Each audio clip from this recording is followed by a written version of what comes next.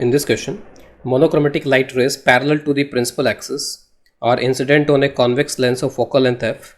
If the lens oscillates such that it tilts up to a small angle theta on either side of the y-axis, then find the distance between the extreme positions of the image. Take sec theta is equal to this for small theta, ये given है इसमें. तो इसमें यहाँ पर ये जो lens है, ये लेंस ऑसिलेट कर रहा है. It is oscillating something like this, कुछ इतना इधर, फिर उसके बाद में कुछ इधर की तरफ. तो थीटा एंगल ऑसिलेट करता है यहाँ पर ये फ्रॉम वाई एक्सिस. तो जो इमेज है वो इमेज किन दो पोजिशंस के बीच में ऑसिलेट करेगी, हमें ये बताना है इसमें. जो इनकमिंग रेज हैं उन इनकमिंग रेज तो वैसे के वैसे ही आ रही हैं, चाहे लेंस कैसे भी रहे, ये रेज उसी तरीके से आ रही हैं.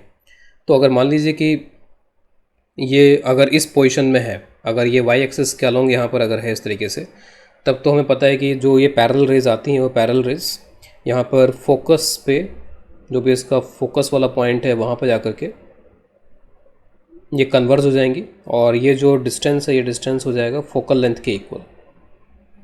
ठीक है, तो इसमें तो कोई कन्फ्यूज़न नहीं होना चाहिए.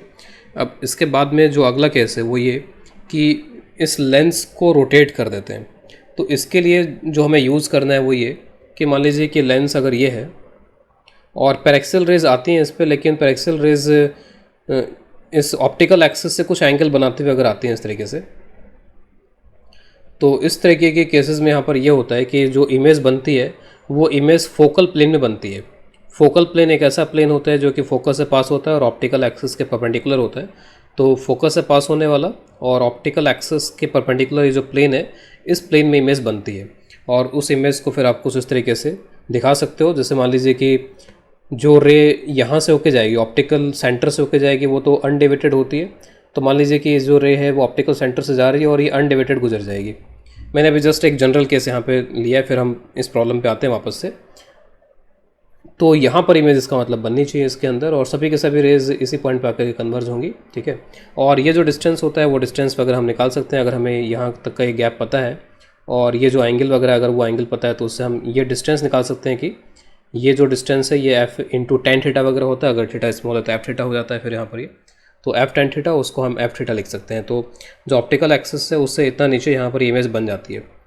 तो कुछ इसी तरीके का हम यूज़ करेंगे इसको सॉल्व करने के लिए. कुछ इसी तरह कंसेप्ट हम यूज़ करने वाले हैं टू सॉल्व दिस. और थोड़ा ज्योमेट्री इजी बने उसके लिए हम ऐसा करते हैं कि लेंस का जो सिंबल होता है, इस तरीके के जो लेंस का सिंबल होता है उससे मैं लेंस को रिप्रेजेंट कर देता हूँ. जैसे अगर ये इस तरीके का कॉन्वेक्स लेंस है, कन्वर्जिंग लेंस, तो इसका सिंबल ये होता है. तो this is the symbol of it. तो मैं इस सिंबल का यूज़ करता हूँ, ना कि इस पूरे डायग्राम को ऐसे बनाता हूँ इसमें. तो अब इसके बाद में सपोज अब ये लेंस है, ओरिजिनली लेंस इस तरीके से था और ये इसकी ऑप्टिकल एक्सिस थी. ठीक है, this was the original situation, originally ऐसा था.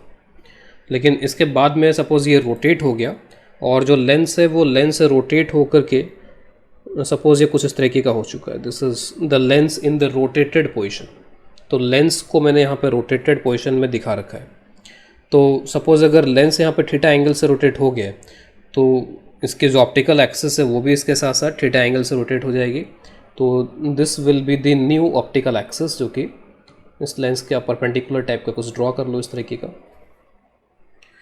ठीक है, तो this is the new position of lens and this is the new position of optical axis and all the things are get rotated by the angle theta. ठीक है, तो ये हुआ इसका. और अब ये जो लेंस है, इस लेंस पे पैरेलल रेज आर कमिंग. जो रेज हैं वो पैरेलल आ रही हैं इसके ऊपर. जैसे एक तो यही वाली रे है. ठीक है, इस तरीके से कई सारी रेज आ रही है. मैं ज़्यादा रेज बना करके डायग्राम को कॉम्प्लिकेट नहीं करना चाहता हूँ. तो इस तरीके से जो रेज हैं वो आ रही हैं इस पर, और ये जो ऑप्टिकल सेंटर से पास हो रही है इसका तो मुझे पता है कि ये एज इट इज़ निकल जाएगी.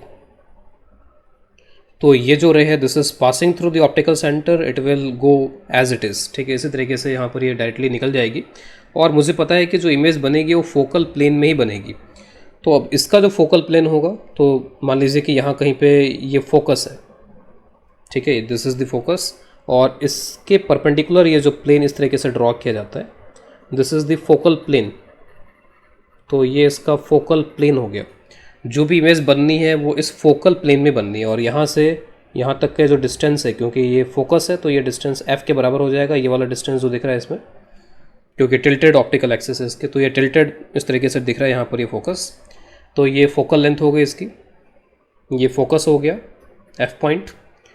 अब मुझे पता है कि जो इमेज बनेगी वो फोकल प्लेन में बनती है, इस केस में जो इमेज बनती है that is in the focal plane. और फिर मुझे ये पता है कि जो ये वाले रे है ये आफ्टर रिफ्रैक्शन सीधी निकल जाएगी। तो आफ्टर रिफ्रैक्शन अगर ये सीधी निकल जाएगी तो इसका मतलब यहाँ पर ये हुआ कि यही इमेज है। तो this is the location of image. बाकी जितनी भी रेज हैं वो सब यहाँ से रिफ्रैक्ट होने के बाद में यहीं पे जाके मिल रही होंगी, आप उनको दिखा सकते हो अलग से दिखाना चाहें तो जितनी भी रेज हैं वो रिफ्रैक्ट होने के बाद में यहीं पे मिलनी चाहिए। This theta is small angle. तो अब लोकेशन कहाँ पर, यानी कि यहाँ से जो डिस्टेंस है वो डिस्टेंस कितना हो जाएगा ये, तो दिस एंगल इज़ 90 डिग्री, तो ये एफ है और ये एंगल थीटा बन रहा है, तो ये डिस्टेंस हो जाएगा F by cos theta, that is F sec theta. तो अब जो इमेज बन रही है वो इस पर्टिकुलर पॉइंट से जो ऑप्टिकल सेंटर है वहाँ से एफ सेक थीटा डिस्टेंस पर इमेज बन रही है इसकी। तो जब इसको थीटा से इस तरीके से रोटेट किया गया तो this is the image now. मैं दूसरा केस भी यहाँ पे ले लेता हूँ, जब ये बिल्कुल इधर एक्सट्रीम पे पहुँच जाता है तब क्या होता है उसके साथ में, तो लेट अस सी दैट। तो यहाँ पर जैसे हमने इसको ऑब्जर्व किया एग्जैक्टली वैसे ही ऑब्जर्व कर सकते हैं, तो ज़्यादा हमें टाइम नहीं देना पड़ेगा। तो मैं फटाफट इसको दिखा देता हूँ। Suppose this is the new position of lens और उसके साथ साथ जो ऑप्टिकल एक्सिस है वो भी इसके साथ साथ रोटेट हो गई होगी। तो this is the new optical axis, इसको मैं कंप्लीट कर देता हूँ। तो थीटा से हमने इसको सपोज एंटी क्लॉकवाइज रोटेट कर रखा है, इसे मैंने क्लॉकवाइज का केस ले लिया था। और ये जो रे आ रही है यहाँ पर ये एज इट इज़ निकल जाएगी, ये हमने देख रखा है इसमें। और इसके लिए जो यहाँ पर फोकल प्लेन होगा तो ये सपोज ये फोकस वाला पॉइंट हो गया और यहाँ से आप परपेंडिकुलर ड्रॉप कर लो तो it is the focal plane. ये एफ डिस्टेंस हो गया, ये एंगल थीटा हो जाएगा, थीटा एंगल से रोटेशन। तो ये जो डिस्टेंस है यानी कि ये इमेज बन रही होगी इसमें, क्योंकि ये फोकल प्लेन है और ये रे एज इट इज़ निकल गई, तो ये रिफ्रैक्टेड रे है। This is one of the refracted रे और मुझे पता है कि इसी पे इमेज बननी है, तो ये इमेज हो जाएगी, ये एंगल 90 डिग्री हो जाएगा। तो again this is F sec theta. तो अब पूरी पिक्चर यहाँ पर क्लियर हो गई है। तो पूरी पिक्चर यहाँ पर ये है कि इमेज किस तरीके से बन रही है, आप उसको देख लो। ये ऑप्टिकल सेंटर है, जब ये इस तरीके से सीधा साधा रहता है यहाँ पर ये, ठीक है, तो उस केस में जो इमेज बनती है वो यहाँ बन जाती है, जो कि यहाँ से इसको मैं ओ से रिप्रेजेंट कर देता हूँ, जो ऑप्टिकल सेंटर वाला पॉइंट है, यहाँ से एफ डिस्टेंस पर इमेज बनती है। फिर जब आप इसको इस तरीके से मान लीजिए आपने इसको ऐसे रोटेट किया, तो जैसे जैसे आप इसको रोटेट करते हो इमेज की लोकेशन आगे पहुंचती है। कहाँ तक पहुंच जाती है इमेज की लोकेशन? F sec theta. जो एफ सेक थीटा होगा वो एफ से ज़्यादा होगा, क्योंकि सेक थीटा एक्स से ज़्यादा होता है, 1 से ज़्यादा होता है। तो this will be the distance F sec theta. ठीक है, तो मैंने सपोज इसको अगर इस तरीके से रोटेट किया तो इमेज जो है वो यहाँ पर पहुँच गई है, और उसके बाद में जब वापस इसको इधर लेकर के आते हो तो इमेज यहाँ पर पहुँच जाती है, और उसके बाद जब आप इसको इधर की तरफ रोटेट करते हो तो इमेज जो है अगेन उधर की तरफ ही पहुँचती है, इधर नहीं आती है। यानी वापस से डिस्टेंस कितना हो जाता है? एफ सेक थीटा के बराबर डिस्टेंस हो जाता है। तो इमेज का जो ऑसिलेशन है वो इन दोनों पॉइंट्स के बीच में हो रहा होता है। तो image is oscillating between this 2 points, और इन दोनों एक्सट्रीम पोजीशंस एक तरीके से आप कह सकते हो इमेज की एक्सट्रीम पोजीशन है। यहाँ पे जाती है तो उसके बाद वापस इधर लौट आती है, यहाँ जाती है तो उसके बाद फिर इधर चली जाती है। तो this are the 2 extreme positions of image, उसको मैं ए और बी बोल देता हूँ। और ये जो ए बी डिस्टेंस होगा, ये डिस्टेंस आप डायरेक्टली दिख जाना चाहिए, F sec theta minus F हो गया। तो आंसर तो हमने ऑब्टेन कर लिया है, बस अब स्मॉल थीटा का यहाँ पर जो भी अप्रॉक्सीमेशन है उस अप्रॉक्सीमेशन को यूज़ करके हम आंसर का जो फॉर्मेट है मैथमेटिकली थोड़ा चेंज कर सकते हैं। जैसे वैसे इन्होंने डायरेक्टली इस क्वेश्चन में ये चीज़ प्रोवाइड कर दी है कि sec theta is equal to this, ये लिया जा सकता है। अगर किसी को ये कन्फ्यूजन है कि ये आया कहाँ से, तो मैं जस्ट फटाफट इसको लिख देता हूँ। जैसे sec theta is 1 by cos theta, और कॉस थीटा को आप लिख सकते हो 1 minus 2 sine square theta by 2, और क्योंकि थीटा स्मॉल है तो साइन थीटा को थीटा लिखा जा सकता है। तो 1 माइनस 2 थीटा बाई 2 का स्क्वायर, फिर यहाँ पर ये हो जाएगा 1 माइनस थीटा स्क्वायर बाई 2 हो जाएगा। तो 1 upon 1 minus theta square by 2, 1 minus theta square by 2 raise to power -1। Again आप बाइनोमियल यूज़ कर लो इस पर, तो it is 1 plus theta square by 2, तो ये आ जाएगा। तो सेक थीटा जो है वो 1 plus ten square theta by 2 है। तो जो आप यहाँ पे रखोगे तो 1 कैंसिल हो जाएगा और थीटा स्क्वायर बाई 2 बच जाएगा। तो ए और बी के बीच में जो गैप है वो गैप इसके बराबर है एफ थीटा स्क्वायर बाई 2। तो this is the final answer.